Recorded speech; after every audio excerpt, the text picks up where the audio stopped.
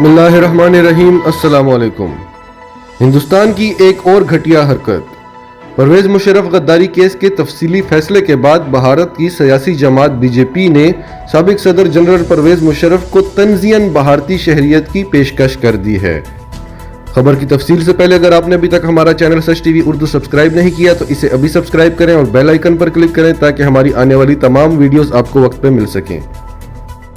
तफसीलात के मुताबिक बीजेपी के रहनुमा सुब्रमण्यम स्वामी ने समाजी राब्ते की वेबसाइट ट्विटर पर ट्वीट करते हुए कहा कि परवेज मुशर्रफ को पाकिस्तान में ज्यादती का सामना है।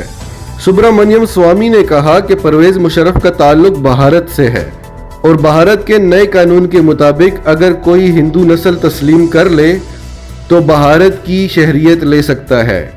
बीजेपी के रहनुमा ने कहा कि परवेज मुशर्रफ को भारत की शहरियत ऑफर करता हूं, अगर वो चाहें तो भारत की शहरियत ले सकते हैं।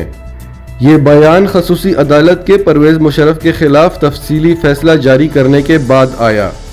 नाजरीन, कमेंट्स में अपनी राय का इजहार जरूर करें और अगर आप हमारे चैनल पर नए हैं तो अभी सच टीवी उर्दू को सब्सक्राइब करके सच टीवी उर्दू फैमिली का हिस्सा बनें और हमारी वीडियोस को लाइक और शेयर करके ज़्यादा से ज़्यादा लोगों तक पहुंचाएं।